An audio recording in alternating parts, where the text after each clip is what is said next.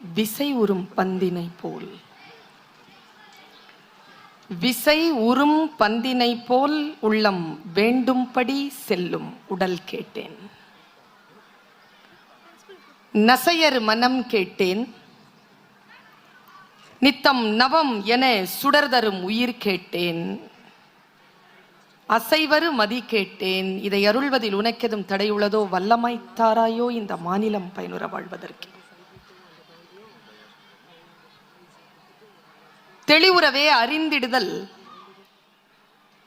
தெளிவுறவே அறிந்திடுதல், தெளிவு பெற மொழிந்திடுதல், சிந்திப்போர்க்கே களிவளர உள்ளத்தில் ஆனந்த கனவு பல காட்டல், கண்ணீர் துளிவர உள் உருக்குதல், இவையாவும் நீ அருளும் பணிகளென்றோ எனும் மகாகவி பாரதியின் இறை வணக்கத்தை முன்வைத்து கண்ணியத்திற்கும் போற்றுதலுக்கும் உரிய சதீஷ் பாலாஜி மெட்ரிகுலேஷன் உயர்நிலை பள்ளியின் நிறுவனர் அண்ணன் மாடசாமி அவர்களே, இந்த நிகழ்ச்சிக்கு சிறப்பு விருந்தினராக வந்திருக்கக்கூடிய பெருந்தகை கருப்பசாமி ஐயா அவர்களே,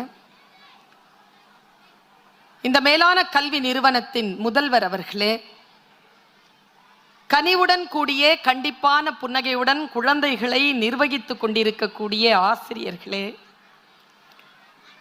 தங்கள் குழந்தைகளின் வருங்காலத்தை இந்த கல்வி நிறுவனத்திடம் ஒப்படைத்துவிட்டு கண்களிலே கனவுகளோடு இந்த நிகழ்ச்சிக்கு வருகை தந்திருக்கக்கூடிய பெற்றோர்களே, என் உயிரினும் இனிய மாணவ கண்மணிகளே, உங்கள் அத்துணை பேரையும் இந்த நல்ல நேரத்தில் வணங்கி மகிழ்கிறேன்.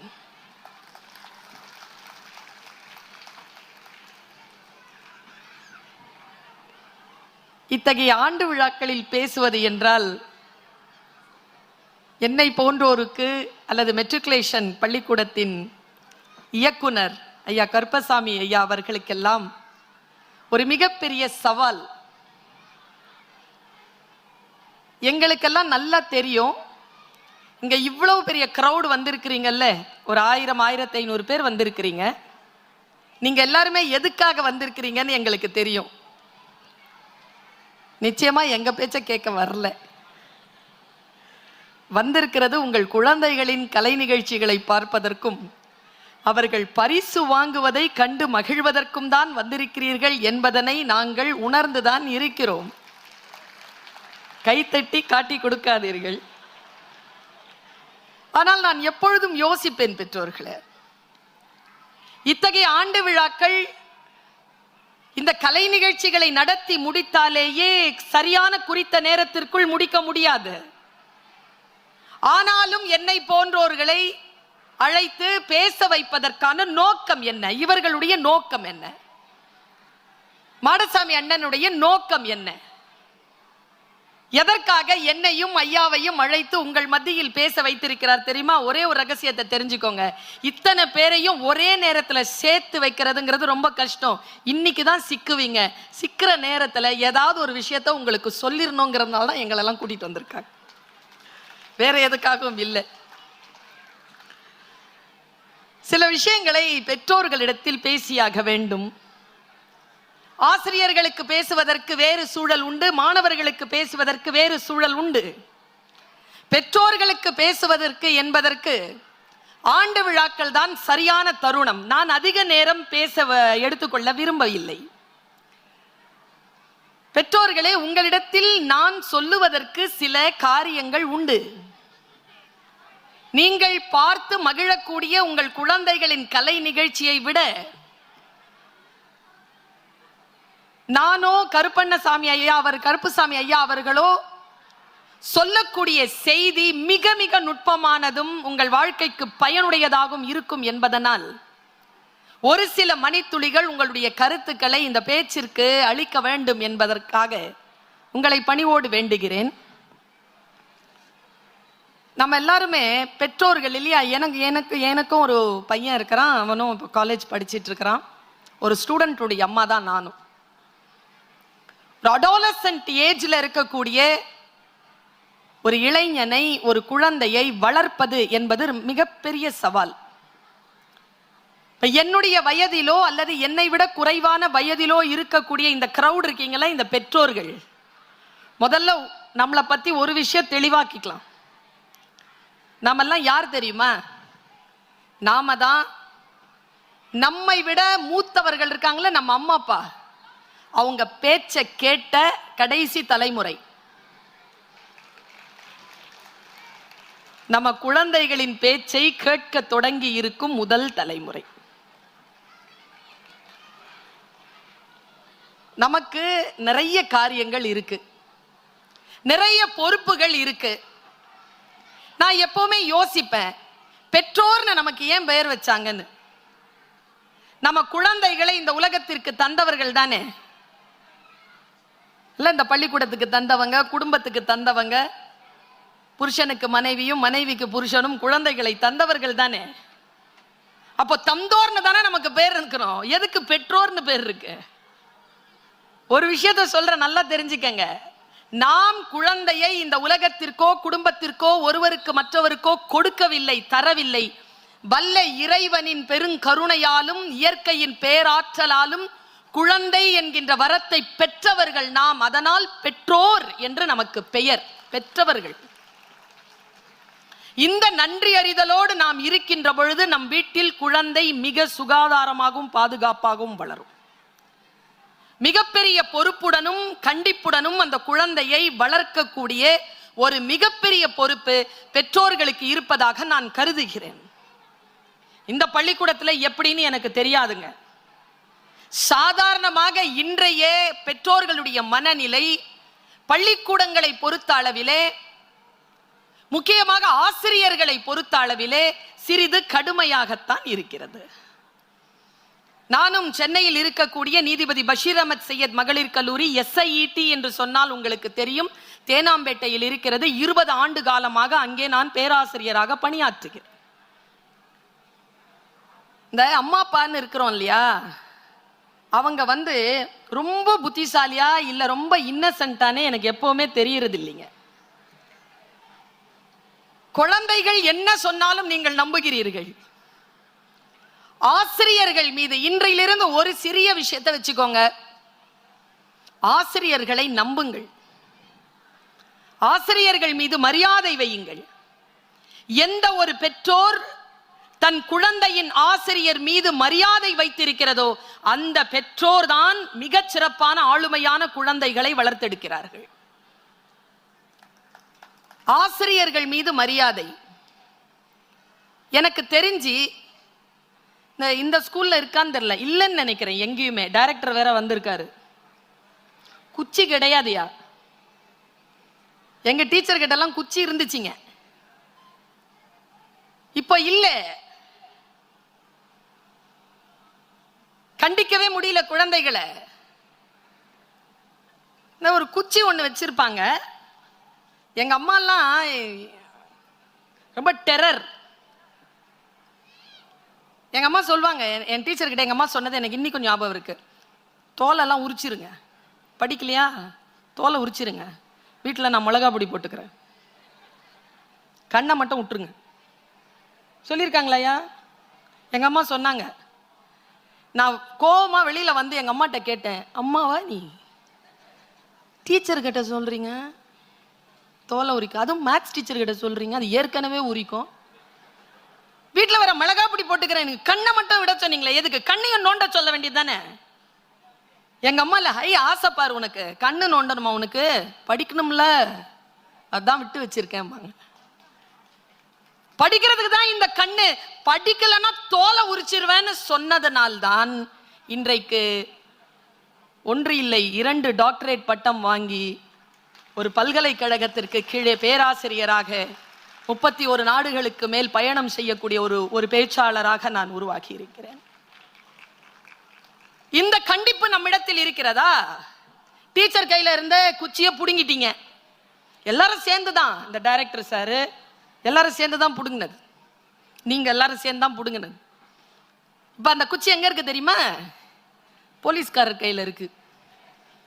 எங்க கிட்டயே ஒழுங்கா கொடுத்து வச்சிருந்தீங்கன்னா அங்க போயிருந்திருக்காது. நாங்களே கவனமாக குழந்தைகளை வளர்த்தெடுத்திருப்போம். கண்டிப்பதற்கான வாய்ப்பே தராத பெற்றோர்களை நான் மிக மிக கவலையுடன் பார்க்கிறேன். குழந்தைகளிடத்தில் ஒரு இன்டெலெக்ட் அக்ரெசிவுடன் பழகுகின்ற ஆசிரியர் மிக ஆளுமையான பண்புகளை வளர்த்தெடுக்கிறார். ஒரு சின்ன இன்டெலெக்ட் அக்ரெசிவ் இருக்கா? இருக்கு. ஆனால் அதை பயன்படுத்துவதற்கான சூழலை ஆசிரியர்களுக்கு நாம் கொடுப்பதே கிடையாது. நான் ஒரு விஷயத்தை சொல்றேன் பெற்றோர்களே, உங்க குழந்தை ஃபர்ஸ்ட் மார்க் வாங்கணும்னு எதிர்பார்க்காதீங்க. ஃபர்ஸ்ட் மார்க் வாங்குற குழந்தைய ஜெயிக்கிற மாதிரி உங்க குழந்தை வளருதான்றத மட்டும் கவனத்துல வச்சுக்கோங்க. அதுதான் நமக்கு முக்கியமே தவிர ஃபர்ஸ்ட் மார்க் வாங்குறதெல்லாம் முக்கியமே கிடையாது. ஃபர்ஸ்ட் மார்க், என் கிளாஸ்ல ஃபர்ஸ்ட் மார்க் வாங்கின சத்யபாமா எங்க இருக்கிறானே தெரியாது. நான் 10வது ரேங்க் 15வது ரேங்க் தான் வாங்குவேன். நான் எங்க நிக்கிறேன்னு சத்யபாமாவுக்கே தெரியும். இதுதான் சத்யபாமாவை ஜெயிச்சது. குழந்தைகளை ஆளுமையுடன் வளர விடுங்கள். அது ஒரு மரம் செடி கொடி போல். It is unconditional. இந்த மரம் வளர்ந்திருக்கு, அது அன்கண்டிஷனலா வந்திருக்கு. ஆனால் இயற்கையில் அது கண்டிஷன்டாக இருக்கிறது என்பது அதற்கு தெரியும். வாழை என்றால் அப்படித்தான் வளரும், மாமரம் அப்படித்தான் வளரும், வேம்பு அப்படித்தான் வளரும். ஆனால் இப்படித்தான் குறுகலாக வளர வேண்டும் என்று நீங்கள் போன்சாயாக அதை மாற்றாமல் இயற்கையின் வழிபாட்டோடு வழி நடத்துவதோடு அது வளரட்டும். கற்றல் என்கின்ற பேர் இன்பத்தை குழந்தைக்கு முதல்ல அனுபவிக்க விடுங்க. இங்க கொடுக்க போறாங்களா தெரியாது, ஒரு பிரைஸ் கண்டிப்பா கொடுப்பாங்க. இந்த பிரின்சிபலை பார்த்தா தெரிஞ்சது, கண்டிப்பா அந்த பிரின்சிபல் அம்மா கொடுப்பாங்க. 100% அட்டெண்டன்ஸ் கொடுக்குறீங்களா மேடம்? as a டீச்சர் நான் சொல்றேன், அதெல்லாம் ஒன்றும் பெருமை கிடையாது. அதானே சார் மேடம் சொல்லிட்டு இருக்கிறேன், 2வது வாட்டி சொல்றீங்க.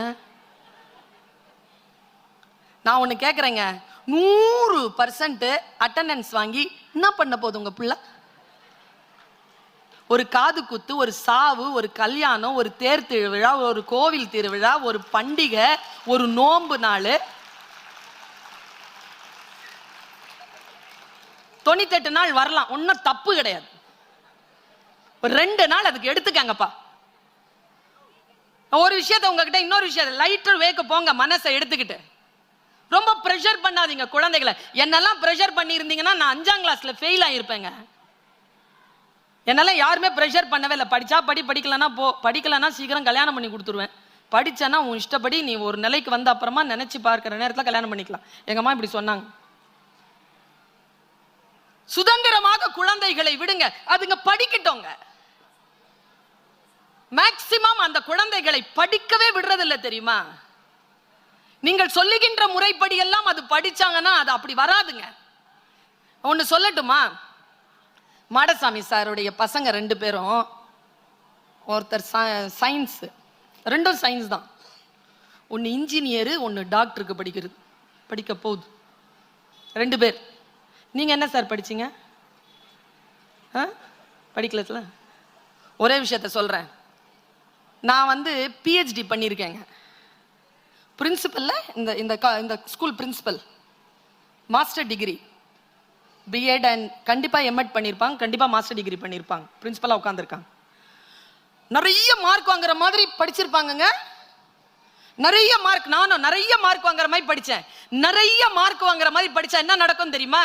ஒரு ரகசியத்தை சொல்றேன், சதீஷ் பாலாஜி 2 பேருக்கும் சேர்த்தே சொல்றேன்.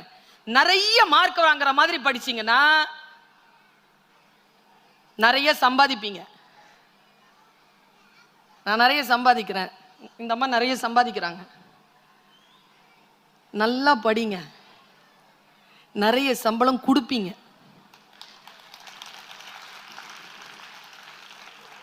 நம்ம மாடசாமி அண்ணன் நல்லா படிச்சிருக்கிறார், கொஞ்சமா தான் படிச்சாரு, நல்லா படிச்சிருக்காரு. நிறைய மார்க் வாங்கணும், பெரிய ஆள் அப்படிலாம் ஆக முடியாது. குழந்தை சுதந்திரமாக யோசிக்கிறதா? நான் இன்னொரு விஷயம் சொல்றேன், இந்த கிரவுட் இருக்குல்ல, நீங்க உங்க மனசுல ஒரு பெரிய ஒரு பேரின்பத்தோட உட்கார்ந்துருப்பீங்க. ஒரு 70% 30% பேரண்ட்ஸ் உட்கார்ந்துருப்பீங்க இங்க, இல்லைன்னா வராம இருப்பாங்க. அவங்க யாருன்னு நான் சொல்றேன். குழந்தைகள் மொத்தம் 3 வகை. ஒன்னு புத்திசாலி, ஒன்னு திறமசாலி, மூணாவது ஒரு வகை இருக்கு. புத்திசாலி யார் தெரியுமா? ஃபர்ஸ்ட் மார்க் வாங்கும், அட்டெண்டன்ஸ் 100% எடுக்கும், அது புத்திசாலி. அடுத்து திறமைசாலி, என்ன மாதிரி பாடம் ஆடும் பேசும் பிரைஸ் வாங்கும், ஃபெயில் ஆகாது, தப்பிச்சுக்கும், இது திறமைசாலி. மூணாவது வகைன்னு ஒன்று இருக்கு, அது சுமாரா தான் படிக்கும், திறமையா ஒரு பிரைஸும் வாங்கிட்டு வராது. அதுக்கு என்ன பேர் தெரியுமா? புலி மூட்டைன்னு பேரு. அது நம்ம வீட்டில் தான் இருக்கும். இந்த 30% பேரண்ட்ஸ் இருக்காங்களா, அவங்க வீட்டில் இருக்கும். ஒன்று சொல்கிறேன், எழுதி வச்சுக்கங்க. அந்த மாதிரி புலி மூட்டைன்னு நம்ம சொல்கிறோம்ல, அந்த மாதிரி குழந்தைகள் உங்கள் வீடுகளில் இருந்தால், சுமாராக படிக்கிறது, ப்ரைஸ்லாம் ஒன்றும் வாங்காதது, அந்த மாதிரி குழந்தைகள் உங்கள் வீட்டில் இருந்தால் அவர்களை கவனமாக பாதுகாப்பாக பார்த்து கொள்ளுங்கள். ஏனென்றால் அவர்கள் தான் இந்த புத்திசாலிகளையும் திறமைசாலிகளையும் நிர்வகிக்க போகிற நிர்வாகிகளாக வருவார்கள். ஆவரேஜ் ஸ்டூடெண்ட்ஸ் நம்ம தள்ளி விடுறோம்ல, அந்த ஆவரேஜ் ஸ்டூடெண்ட்ஸை நம்பித்தான் இந்த நாட்டின் முதுகெலும்பு இருக்கிறது என்பதனை மட்டும் பெற்றோர்கள் புரிந்து கொள்ள வேண்டும். கல்வி என்பது அறிதல்பா. ஒரு விஷயத்தை தெரிகின்ற பொழுது ஒரு பேரின்பம் வருகிறது பாருங்க. அந்த பேரின்பத்தினுடைய பெருங்கடலில் ஒரு துளியை ருசிக்கின்ற பொழுது வரக்கூடிய அந்த வெளிச்சம் இருக்கு இல்லையா, அந்த வெளிச்சத்தை நீங்கள் குழந்தைக்கு கற்றுக் கொடுங்கள், கற்றுக்கொள்ள அனுமதியுங்கள். எனக்கு தெரிஞ்சு நான் ஒரு ஸ்டேட்மெண்ட் கொடுக்கிறேன். என்டர்டெயின்மெண்ட் இருக்குல்ல, என்டர்டெயின்மெண்ட் பொழுதுபோக்கு, கெட்ட வார்த்தைங்க அது. As a Tamil language teacher நான் சொல்றேன், பொழுது ஏங்க போக்கணும்? அது சும்மா இருந்தாலே போயிரும். அது எதுக்கு போக்குறது? Quality time. நம்ம கிட்ட இருக்கிறதெல்லாம் குவாலிட்டி டைம், ரொம்ப லிமிட்டடான டைம் தான் நம்ம கிட்ட இருக்கு. 65 வயசு தான் வாழ போறோம்னா 65 வயசுல 22,736 நாள், 22,736 நாள் வாழ்ந்துட்டோம்னா 65 வயசு ஆயிடுச்சுங்க. ரொம்ப ஷார்ட், அவ்வளவுதான். அதே இப்போ 30-35 வயசுல எல்லாம் இருக்கிறீங்கல்ல, அவங்க எல்லாம் அந்த வாழ்நாளை கழிச்சு பாருங்க. இதுல தூங்குறது, சண்டை போடுறது, டிவி பார்க்கறது, டிராபிக் ஜாம்ல மாட்டிக்கிறது, நோய்வாய்ப்படுறது, டைம் எல்லாம் கழிச்சிங்கன்னா குவாலிட்டி டைம் நிறைய பேர்கிட்ட 2000-3000 நாள் தான் இருக்குது. நிறைய பேருக்கு போனஸ்ல ஓடிட்டு இருக்கு, டைமே இல்லைங்க. குழந்தைகளுக்கு சொல்லித்தாருங்கள், குழந்தை உன்னுடைய நேரத்தை நீ வீணடிக்காதே, உன்னுடைய உடல் ஆரோக்கியமும் இயற்கை உனக்கு கொடுத்திருக்கக்கூடிய நேரமும் தான் உன் சொத்து, அதை மிகச் சரியாக பயன்படுத்து என்று சொல்லிக் கொடுங்க. Don't waste your time, do invest. 17 வயது முதல் 25 வயது வரை எதை செய்வாயோ வாழ்க்கை முழுவதும் அதைத்தான் செய்வாய். டிசைட் யுவர் செல்ஃப், அதுக்குள்ள டிசைட் பண்ணிடு. எனக்கு ரொம்ப ஆச்சரியமா இருக்கு, நான் உங்கள் மத்தியில், பெற்றோர் மத்தியில் இந்த கருத்தை மட்டுமே விதைக்க நினைக்கிறேன். குழந்தை ஒரு விஷயத்தை தெரிந்து கொள்கிறதா பாருங்க, தெரிஞ்ச விஷயத்தை சரியா அது பிரசன்ட் பண்ணுதா? உங்க வீட்டில் ஒரு 2 குழந்தை இருக்குன்னு வச்சுக்கோங்களேன். ஒரு குழந்தை எப்பவுமே 98 வாங்கும், ஒரு குழந்தை எப்பவுமே 10-12 வாங்கும். இந்த ரெண்டுத்தையும் எப்ப பார்த்தாலும் கம்பேர் பண்ணி சாவடிப்பாங்க. அந்த மாதிரி குடும்பத்துக்கு சொல்றேன், இந்த 98 வாங்குதுல அது எப்பவுமே கிளாஸ் ஃபர்ஸ்டா இருக்கும். இந்த 10 வாங்குதுல அது எப்பவுமே சுமாரான பிள்ளைன்னு பேர் வாங்கும். உங்க குழந்தைய கூர்ந்து கவனிச்சு ஒரு விஷயத்தை மட்டும் அந்த குழந்தை கிட்ட விதைச்சிருங்க. என்ன தெரியுமா? நீ 98 வாங்க வேண்டாம் தம்பி, நீ இந்த 10 இருக்குல்ல அதுல 2 தாண்டு, 12 வாங்க. 12 வாங்கினல்ல 14 வாங்க போதும், 14 வாங்கினல்ல 16 வாங்க போதும்.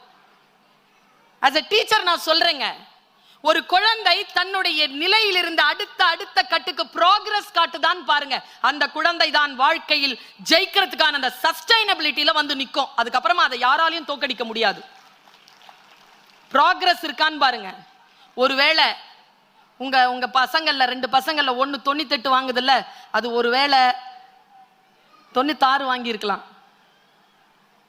அதே நேரத்துல 10 வாங்கின குழந்தை உங்களுடைய வீட்டுல இருக்கிற குழந்தை 12 வாங்கி இருக்கலாம்.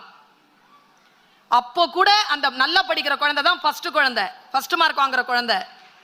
இந்த குழந்தை ஃபெயிலான குழந்தை தான். பட் as a டீச்சர் நான் சொல்றேன், 98ல இருந்து 96 அந்த நல்லா படிக்கிற பையன் தோக்குறான். 10ல இருந்து 12 நீங்க நல்லா படிக்காத குழந்தைன்னு சொல்றது ஜெயிக்குது. ப்ராக்ரஸ் காட்டிக்கிட்டே போகுதா அடுத்தடுத்து. அதுக்கு தான் இந்த ஸ்கூல்ல ஒரு கார்டு கொடுப்பாங்க, பச்சை கலர்ல இருக்கும். இங்க எந்த கலர்னு தெரியல. அதுக்கு ப்ராக்ரஸ் ரிப்போர்ட்னு பேரு. அடுத்தடுத்த கட்டத்திற்கு குழந்தை ப்ராக்ரஸ் காட்டுதா?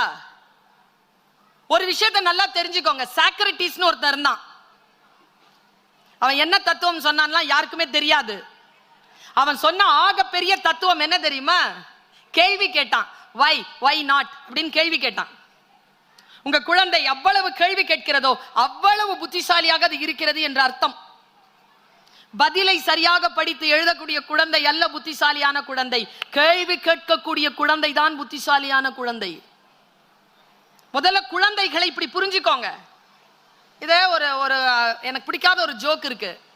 எல்லாம் மேல இருக்கிறவன் பார்த்துப்பான்னு சொல்லுவாங்கல்ல, ஒரு ஜோக்கு. அந்த மாதிரி எல்லாம் ஸ்கூல் பார்த்துக்கும். எல்லாம் ஸ்கூல் அப்படிலாம் இல்லைங்க. ஸ்கூல் ஒரு லிமிட்டேஷன் தான். நான் நல்ல பேச்சாளர். நான் நல்லா பேசுறதுக்கு என்ன காரணம் தெரியுமா? இந்த வாய் இல்ல காரணம். எங்க அம்மா அப்பாவுடைய காதுகள். நான் பேச எங்க அம்மா அப்பா கேட்டாங்க, அதனாலதான் நான் பேச்சாளர் ஆனேன். ஆசிரியர்கள் காரணம், பெற்றோர்கள் காரணம் ஒரு குழந்தையினுடைய வளர்ச்சிக்கு.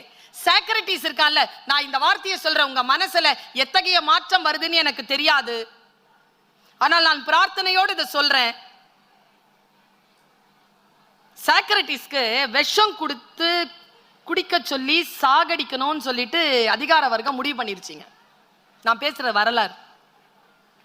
சாக்ரட்டிஸ் கைது செய்யப்பட்டிருக்கார். அவர் விஷம் குடிச்சு நடக்கணும், அப்போதான் அவர் சாவாரு. அதனால நடந்து பயிற்சி பண்ணிட்டு இருக்கிறார். அப்போ பக்கத்து கைதி அறையிலிருந்து யாரோ ஒருத்தர் ஒரு மியூசிக் வாசிக்கிறான். சாக்ரட்டிஸ் பாருங்க, 2 நாள்ல சாக போறவர் சத்தமா கேட்கிறாரு, தோழனே நான் சாக்ரட்டிஸ். ஐயா நீங்கள் இங்கேதான் இருக்கிறீர்களா? ஆமாம் நான் இங்கேதான் இருக்கிறேன். நீ மிக அழகாக ஒரு பாடலை வாசித்தாயே, அந்த பாடல் எனக்கு தெரியும். நீ ஏதோ ஒரு ஆர்கன் வச்சு அதை வாசிச்சியே, அது என்ன ஆர்கன்? என்ன இசைக்கருவி? அதுவா, அது மவுத் ஆர்கன்னா. அப்போ சாக்ரட்டிஸ் சொன்னா, நான் மவுத் ஆர்கன் வாங்கி வீட்டுல வச்சிருக்கேன், ஆனா அது எப்படி பயன்படுத்துறதுன்னு எனக்கு தெரியாது, எனக்கு நீ சொல்லி தருவியா? பக்கத்துல இருந்தவன் கிண்டல் பண்ணான். 2 நாள்ல சாக போற, வீட்டுல போய் அந்த மவுத் ஆர்கனை எடுத்து வாசிக்க உனக்கு வாய்ப்பு கிடையாது. இதை தெரிஞ்சுக்கிட்டு நீ என்ன பண்ண போற? சாக்ரட்டிஸ் பதிலை இன்றைக்கு உங்கள் மனதிலே தாங்கி செல்லுங்கள். சாக்ரட்டிஸ் சொன்னான், நான் சாகும் போது எனக்கு மவுத் ஆர்கன் வாசிக்க தெரியும் என்ற ஒரு உணர்வு மட்டும் போதாதா? இந்த உணர்வு இல்ல, அது எனக்கு தெரியும். உன்னை செஞ்சு காட்டுறதுக்காக இல்லைங்க வித்தை என்பது, கல்வி என்பது. எனக்கு தெரிந்திருக்கிறதா, ஒரு தெளிவு என்னிடத்தில் இருக்கிறதா, அதுதான் இயற்கையின் மிகப்பெரிய கொடை என்பதனை புரிந்து கொள்ளுங்கள். எப்பவுமே ஏதாவது ஒன்று காட்சிப்படுத்திக் கொள்ள வேண்டும், பிரபலமாக வேண்டும் என்று நினைக்காதீர்கள். சின்ன குழந்தை கிட்ட சில இன்னசென்ட்டா இருக்கணுங்க. குழந்தைனா அப்படிதான். இறைவாழ்த்து வந்து பாடின உடனே அந்த குழந்தை ஏன் தெரியுமா திக்குச்சு? யாருக்கா தெரியுமா அந்த குழந்தை ஏன் திக்குச்சு? ஓடி வந்துதா நம்பர் 1. அப்புறமா பாடுற குழந்தைக்கு கையில மைக்கு கொடுக்கப்படாது. கையில மைக்கு வச்சுக்கிட்டு பாடுறதுக்கு இது ஒன்றும் ட்ரெயின்டான லைட் மியூசிக் ட்ரூப்ல பாடுற குழந்தை இல்லை. அத அமைதியா உட்கார்ந்து பாடுற ஒரு கர்நாடிக் சங்கீதத்திற்கான அடிப்படையில் ஒரு குழந்தை, அந்த குழந்தை பாடிச்சு. அதை கரெக்டா ஒரு சீட் போட்டு உட்கார வச்சு முன்னால மைக் வச்சிருந்தீங்கன்னா மெதுவா அந்த குழந்தை வந்து உட்கார்ந்து இருந்தனா பிரமாதமா பாடி இருக்கோங்க. அந்த குழந்தை என்ன சாரீரம் தெரியுமா அந்த குழந்தைக்கு? அந்த குழந்தை எவ்வளவு வித்தை கற்று இருக்கு தெரியுமா? இன்றைக்கு ஒரு வாய்ப்பு தான். அந்த வாய்ப்பு சில விபத்துகள் காரணங்களாக, சில தேவையற்ற ஒரு நிர்வாகத்தன்மையற்ற காரணங்களால இல்லாம போச்சு. ஆனால் நான் ஒண்ணு சொல்றேன், அத்தகைய குழந்தைகளுக்கு ஒரு விஷயத்த சொல்றேன், அத்தகைய ஆசிரியர்களுக்கு ஒரு விஷயத்த சொல்றேன். ஒருத்தன் 9 வாட்டி கீழே விழுந்துட்டான். எங்க தமிழன்பன் ஐயா எழுதுவார், 9 முறை பூமியில் தடுக்கி விழுந்தவனை பார்த்து பூமி தாய் கேட்டாளாம், ஏய் 9 முறை நீ ஏற்கனவே எழுந்து நின்றவன் அல்லவா? எழுந்து நின்னாதானே இங்க கீழே விழ முடியும். விழுவதல்ல தோல்வி, விழுந்தே கிடப்பதுதான் தோல்வி. எனக்கு கேட்டா தோல்வி வெற்றி என்கின்ற எல்லைகளை கடந்து ஒன்றை ஜெயித்து வருவதற்கான சூழலை ஏற்படுத்துங்கள். அந்த சூழலை ஏற்படுத்துகின்ற பொழுதுதான் விஷயங்கள் கையில் வசப்படும். நான் ஒரு விஷயத்தை நான் இங்க ஒரு விஷனா பாக்குறேங்க. இந்த ஸ்கூல் இருக்குல்ல, இந்த ஸ்கூலுக்குள்ள இருக்கக்கூடிய ஒரு அதிர்வலை, ரொம்ப நல்ல அதிர்வலை இருக்கு. மாடசாமி சர்க்கார்ல அவருடைய அந்த ஹெட்ஷிப்குள்ள இயங்கிட்டு இருக்குல்ல, கரெக்டா அவருடைய மைண்ட் எபிலிட்டிக்கு ஏத்த மாதிரி நம்ம எல்லாருமே ஒண்ணு நடந்தாலே போதுங்க. நான் எப்பவுமே குழந்தைகிட்ட சொல்வேன், பெரிய கனவுலாம் ஒன்றும் காணாத. ஸ்கூல் படிக்கிற பையன், காலேஜ் படிக்கிற பையன், பெரிய கனவுலாம் ஒன்றும் இல்லை. கிளாஸஸை ஒழுங்கா அட்டன் பண்ணி ஸ்கூல் காலேஜ் கொடுக்குற அந்த ஆக்டிவிட்டிஸோட சேர்ந்து முழுமையா இரு. நீ எங்க போகணுமோ அங்க அதை கொண்டு போய் சேர்த்துரும். தனியா ஒன்னும் சிந்திச்சிருக்க வேண்டிய அவசியம் கிடையாது. Life is so simple and easy, but we make it complicated. நாம தான் காம்ப்ளிகேட் பண்ணிக்கிறோம். Life itself is a celebration. வாழ்க்கையே கொண்டாடுவதற்கு தகுதியானது. அதுல கொண்டாடுவதற்குன்னு ஒரு விஷயத்தை கண்டுபிடிக்க வேண்டாம். இந்த உலகத்திலே அற்புதமான ஒரு விஷயத்தை சொல்லவா? எல்லாருக்கும் நிமிர்ந்து உட்காருங்க. நிமிர்ந்து உட்கார்ந்தவர்களுக்கு ஒரு விஷயம் நடந்திருக்கு. இந்த வினாடியில 2 இன்ச் உயர்ந்து இருக்கிறீங்க. ஏங்க, உட்கார்ந்து இருக்கிற சேர்ல இருந்தே நிமிர்ந்து உட்கார்ந்தாலே 2 இன்ச் வளரலாம்னா, வாழ்க்கையில் வளர்ந்து நினைக்கின்ற பொழுது அப்படி ஒன்னும் இல்லைங்க. 12 வருஷத்திற்கு முன்னால் இந்த இடம் எப்படிங்க இருந்திருக்கு? எப்படி இருந்தது? காடும் சகதியுமாக இருந்ததா இல்லையா? ஒரே ஒரு மனிதனுடைய மனதிலே இந்த கட்டடங்களும் இந்த அவையும் காட்சியில் வந்தது. காட்சி காணக்கூடிய திண்மை இருந்தது மாடசாமி இடத்தில். இதோ 12 வருடங்களுக்கு முன்னால் வெறும் பொட்டல் காடாக நின்று இருந்ததை இப்படி எழுப்பி உட்கார வச்சிருக்கார். நீங்க ஒண்ணும் இல்லை, இன்னைக்கு வீட்டுக்கு போய் ஒரு சின்ன ஒரு ஹோம்வொர்க் கொடுக்கிறேன். கனவு மட்டும் கண்டால் போதாது, எந்த கனவை கண்டிருக்கிறீர்களோ அதை காட்சிப்படுத்தி பாருங்கள். நம்மில் பல பேருக்கு காட்சிப்படுத்தக்கூடிய வல்லமை கிடையாது. என் பையன் பெரிய டாக்டர் ஆகணும், காட்சிப்படுத்து. அவன் கோட் போடுற மாதிரி, கழுத்துல ஸ்டெத்தஸ்கோப் போடுற மாதிரி அவனுடைய ஓன் கிளினிக்ல ஒரு பேரை வைங்க. அவனுடைய கேபின் பாருங்க. அவன் உள்ள நடக்கின்ற பொழுது அவனுக்கான மல்டி ஸ்பெஷாலிட்டி அந்த அந்த அந்த அந்த கட்டடத்தை கற்பனையில செஞ்சு காட்சியா கொண்டு வாங்க. அது கிடைக்குதா இல்லையான்னு பாருங்க. காட்சியாக கொண்டு வருவதே இல்லை. காட்சியாக கொண்டு வருபவர்கள் தான் வாழ்க்கை. எல்லார்கிட்டையும் நான் சொல்றேங்க, நீங்க எப்படின்னு தெரியாது. நாம் எல்லோரும், என்னை போல்தான் நீங்கள் எல்லோரும், நாம் எல்லோரும் ஒரு குறிப்பிட்ட பொருளாதார எல்லைக்கு உட்பட்டவர்கள் தான். படிச்சு சம்பாதிச்சவங்க இருக்கலாம். பேசிக் என்ன தெரியுமா? பொருளாதாரத்தில் ஒரு நிலையில் இருப்பவர்கள் தான். ரொம்ப பெரிய பணக்காரங்களாம் கிடையாது. ஆனா நம்ம படுற கஷ்டம் என்ன தெரியுமா? நம்ம குழந்தைக்கு அதிக செலவு செய்யறோம். பணம் நிறைய, நான் ஆச்சரியமா இருக்குங்க, நிறைய செலவு செய்யறோம். நம்ம அந்த பணத்தை செலவு செய்யறத விட்டமின் எம்னு சொல்லுவாங்க, விட்டமின் மணி. அதனால குழந்தைக்கு என்ன வளருது தெரியுமா? ஓவரா மணி கொடுத்து பழக்கினா விட்டமின் கே, கொழுப்பு நிறைய வளரும். எவ்வளவு காசு கொடுக்குறீங்களோ அவ்வளவு கொழுப்பு வளரும். இன்னிலேருந்து ஒரு விஷயத்த பண்ணுங்க. எங்க அம்மா பண்ணாங்க எனக்கு, உங்க அம்மா உங்களுக்கு பண்ணாங்க, உங்க வாப்பா உங்களுக்கு பண்ணியிருப்பாங்க, எங்க வாப்பா எனக்கு பண்ணாங்க. விட்டமின் எம் கொடுங்க. இந்த விட்டமின் என் என்ன தெரியுமா? என், விட்டமின் என், விட்டமின் நோ. எது கேட்டாலும் நோ.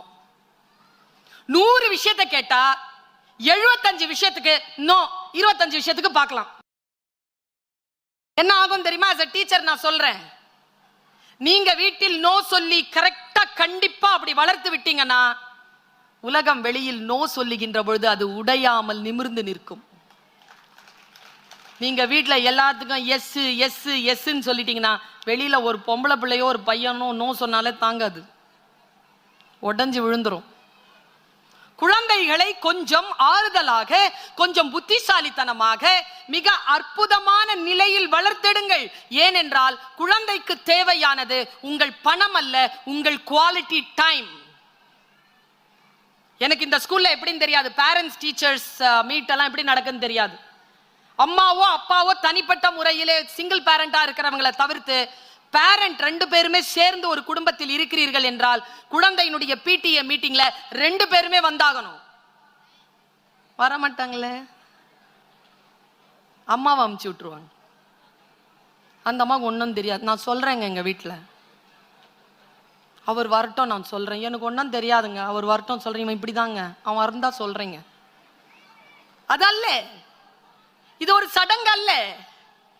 குழந்தைகளை அவர்களுடைய ப்ரோக்ரஸ டீச்சர்ஸ் கிட்ட உட்கார்ந்து பேசி அந்த குழந்தைகளுடைய வளர்ச்சியிலே மிகுதியாக அக்கறை கொள்ளுங்கள். இந்த அப்பாமார்கள் இருக்கிறீங்கல்ல, எனக்கு அப்பாமார்கள் மீது கொஞ்சம் கோபம்.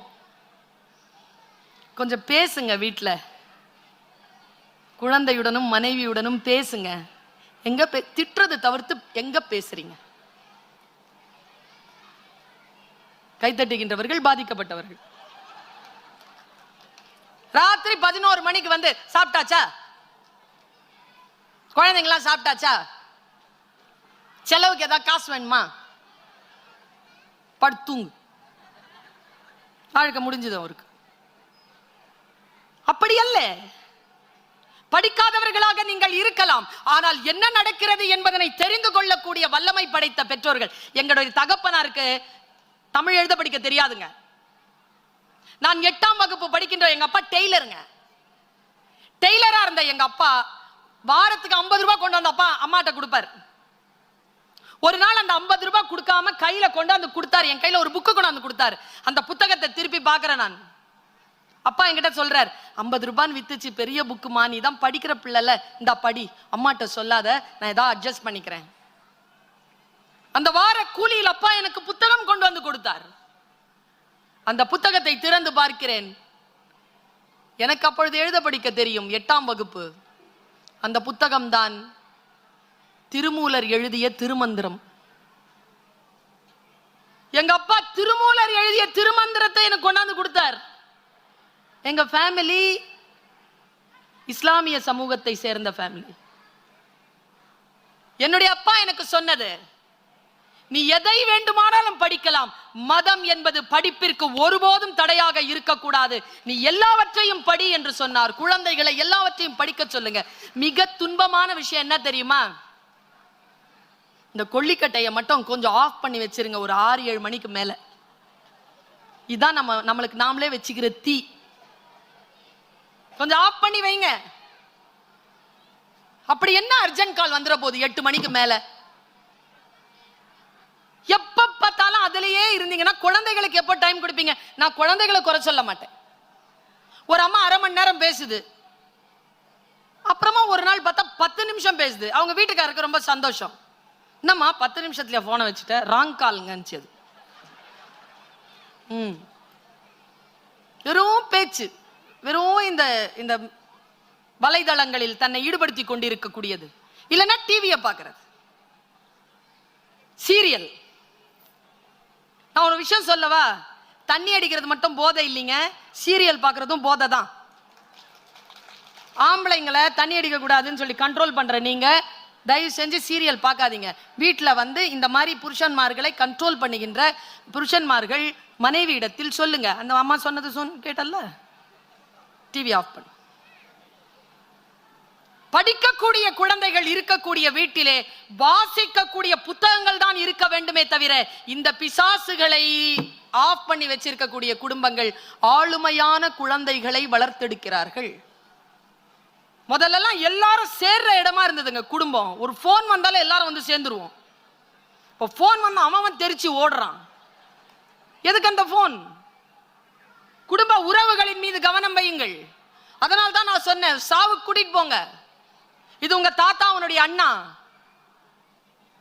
இவங்க உங்க தாத்தாவுடைய அத்தை, இவங்க இறந்து போயிருக்கிறாங்க, இவங்க தான் எனக்கு சின்ன வயசுல சோறுட்டி வளர்த்தாங்க. போட்டோ காட்டுங்க, குழந்தையை கொண்டு போய் காட்டுங்க, ஒரு பாண்டேஜ்ல வைங்க, குழந்தைகளை ஃபேமிலி பாண்டேஜ்ல வைங்க. ஃபேமிலி பாண்டேஜ்ல இருக்கக்கூடிய குழந்தைகள் தவறு செய்வதில்லை. நான் ஒரு விஷயத்தை சொல்றேங்க, மனசை ரொம்ப பெருசாவும் மனசை ரொம்ப இறுக்கமாகவும் இரண்டு நிலைகளையும் வைக்கக்கூடிய பெற்றோர்கள் ஆளுமை நிறைந்த குழந்தைகளையும் வீட்டையும் நிர்வகிக்கிறார்கள். எங்க குரான்ல ஒரு வார்த்தை இருக்கு, எங்க குரான்ல நம்ம குரான்ல ஒரு வார்த்தை இருக்கு, வீட்டில் ஒரு பெண் சரியில்லைன்னா அந்த வீட்டில் ஆணினுடைய நிர்வாகம் சரியில்லை என்று அர்த்தம். ஒரு ஆண் மிகச் சரியான நிர்வாகியாக இருக்கின்ற குடும்பங்கள் மிகச் சிறப்பான பெண்களை மிகச் சிறப்பான குழந்தைகளை கொண்டு இலங்குகிறார்கள். உங்களுடைய பலவீனங்களால் குழந்தைகளும் மனைவியும் சிதறாமல் பார்த்துக் கொள்ளுங்கள். போன் பண்ணி ஒரு நாளைக்காவது 2 முறையாவது கேளுங்க, பிள்ளைங்க ஸ்கூல்ல இருந்து வந்தாச்சா, சாப்பிட்டாச்சா, உடம்பு சரியில்லைன்னு சொன்னீங்க, மருந்து போட்டியா, போன் கேளுங்க. கான்டாக்ட் கனெக்ட்னு 2 வார்த்தை இருக்குங்க. நான் டீச்சர்ஸ்க்கும் சொல்றேன், டீச்சர்ஸ்க்கும் ஸ்டூடெண்ட்க்கும் சொல்றேன், ஃபேமிலியில ஒவ்வொரு மெம்பருக்கும் சொல்றேன். கான்டாக்ட் கனெக்ட்னு 2 வார்த்தை இருக்கு. நாம எல்லாருமே கான்டாக்ட்ல இருக்கோம், கனெக்டடா இருக்கிறோமா? நம்ம கனெக்டடாவே இல்ல, வெறும் கான்டாக்ட்ல இருக்கிறோம். இவங்க யார்? எங்க மிஸ்ஸஸ், இவங்க யார்? எங்க ஹஸ்பண்ட், இவங்க எல்லாம் யாரு? நம்ம குழந்தைகள். காலைல வருவாங்க, சாப்பிடுவாங்க, கான்டாக்ட். உட்கார்ந்து பேசுவது, அவர்கள் என்ன ஆக்டிவிட்டீஸ்ல இருக்கிறாங்கிறது கேட்கிறது. நான் ஒரு செய்தியை சொல்லிட்டு நிறைவு செய்றேன். போராட்ட குணத்தை வளர்த்தெடுங்கள். துன்பமான விஷயங்களை, துயரமான விஷயங்களை எதிர்கொள்வதற்கான கெப்பாசிட்டியை குழந்தை கொடுங்க. ஆறுதலா இருங்க, அன்பாக இருங்கள். ஆசிரியர்கள் உங்கள் குழந்தையை பற்றி சொல்லுகிறார்களா? சார் இவன் இந்த தப்பு பண்றான், ஐயோ கடவுளே. என்ன தெரியுமா சார் சொல்லுவாங்க பேரண்ட்ஸ்? என் பொண்ணுக்கு அப்படிலாம் செய்ய தெரியாது. அத டீச்சர் நான் சொல்றேன், தெரியும். என் பையன் அதெல்லாம் செய்யவே மாட்டான், செய்வான். என் பொண்ணு பொய்யே பேசாது, பேசும். உண்மையா சொல்றேங்க. டீச்சர்ஸ் ஏதாவது சொன்னீங்கன்னா, இந்த போன் இருக்குல்ல, இதுக்குள்ள என்ன இருக்குதுன்னு உங்களுக்கு தெரியாதுங்க, எங்களுக்கு தெரியுங்க. நீங்க வீட்டுல பூட்டு போடுறீங்கல்ல, பாதுகாப்பா குழந்தைய டாக்டர் கிட்ட கூட்டு போறீங்கல்ல, இந்த எல்லா பாதுகாப்பையும் உடைக்கின்ற சாத்தான் இதன் வழியாக உங்கள் குழந்தையை அடைகிறது. எந்த பூட்டம் கிடையாது இதுக்கு, எந்த சாவியும் கிடையாது இதுக்கு. கண்காணியுங்கள், தண்டிக்க வேண்டாம், கண்டிப்புடன் இருங்கள், அன்போடு இருங்கள். எப்பொழுது ஒரு தாய், ஒரு தகப்பன் கணவன் மனைவிக்கு சண்டை போட்டுக் கொள்வதற்கு 1000 உரிமைகள் இருக்கலாம், ஆனால் அம்மா அப்பாவிற்கு சண்டை போட்டுக் கொள்வதற்கு உரிமை கிடையாது. ரொம்ப நுட்பமா ஒரு விஷயத்தை சொல்லிட்டு போறேன். தாய் மகனை தண்டிக்கின்ற பொழுது அல்லது கண்டிக்கின்ற பொழுது தகப்பன் குழந்தைக்கு முன்னால் தாயை கண்டிக்காமல் இருங்கள்.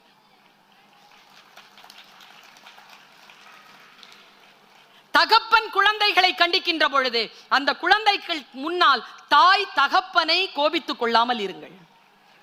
தனியா கூப்பிட்டு சொல்லுங்க, இப்படி கடுமையா சொன்னீங்களே, இவ்வளவு கடுமையா தேவையா? இந்த ஆண்கள் ஒரு வேலையை செய்யறாங்க, பிள்ளைய அடிச்சுட்டு வைஃப் கிட்ட சொல்றது, அடிச்சிட்டேன்ல, ரொம்ப தான் அடிச்சிட்டேன். ஆமா ரொம்ப அடிச்சிட்டீங்க. எங்க பையன் எங்க தூங்குறான், போய் டேய் எந்திரடா, அப்பா இங்க வா, அப்பா அடிச்சிட்டனா? அடிச்சல்ல, அப்புறம் என்ன கேள்வி? அடிச்சிட்டனா? தப்பண்ணா அடிப்பது அடிக்க தானே செய்வாங்க. சரிப்பா வா, வெளில வா. இல்லப்பா தூங்குற, வர சொல்றேன்ல, வா. பைக் சாவி எடு. வேணாம்ப்பா. என்ன வேணாமா? எடுறா, வா ஐஸ்கிரீம் சாப்பிட போலாம். அந்த குழந்தை வருதுங்க. கொஞ்சம் நினைச்சு பாருங்க, நம்மளை எவனாவது அடிச்சு நாம உள்ள போய் தூங்கிட்டு இருக்கும் போது பைக் சாவி எடுத்துட்டு வா ஐஸ்கிரீம் சாப்பிடலாம் அப்படி நான் போமா? ஓஷோ சொல்கிறார், தவறு செய்கின்ற குழந்தைகளை பெரியவர்கள் தண்டிக்கிறார்கள், தன்னை தண்டிக்கும் பெரியவர்களை குழந்தைகள் மன்னிக்கிறார்கள் என்று பேசுகிறான் ஓஷோ. பேரன்போடு இருக்கக்கூடிய தாய் தகப்பன்களும் ஆசிரியர்களும் ஒரு மிகச்சிறப்பான ஒரு ஆளுமையான ஒரு மனிதனை கட்டமைக்கிறார்கள். அந்த குழந்தையினுடைய மனதிலே இருக்கக்கூடிய எல்லாம் ஒன்றை சொல்லி நான் நிறைவு செய்கிறேன். அந்த குழந்தை நம்மிடத்தில் வந்திருப்பது நாம் ஏதோ கற்றுக் கொடுப்பதற்காக அல்ல, நமக்கு ஏதோ கற்றுக்கொள்வதற்காக அந்த குழந்தை நம்மிடத்தில் வந்திருக்கிறது. மிக சரியான முறையில் அந்த குழந்தைகளை நிர்வகித்து அவர்களை நிர்வகிக்கக்கூடிய நிர்வாகத்தையும் ஆசிரியர்களையும் மீதும் நம்பிக்கை வைத்து அந்த குழந்தைகளை மிகச்சரியாக கண்டிப்புடனும் அன்புடனும் கண்காணிக்கக்கூடிய பெரியவர்கள், பெற்றோர்கள் மிக சிறப்பான ஒரு முன்னுதாரணமான குழந்தைகளை உருவாக்குகிறார்கள். நான் இறை நம்பிக்கை கொண்டவள், எங்கேனும் உங்களோடு நான் சந்திப்பு எனக்கு நேரிடலாம், அப்பொழுது மேடம் என் குழந்தை இவ்வளவு சிறப்பாக வளர்ந்திருக்கிறான் என்று சொல்லக்கூடிய ஒரு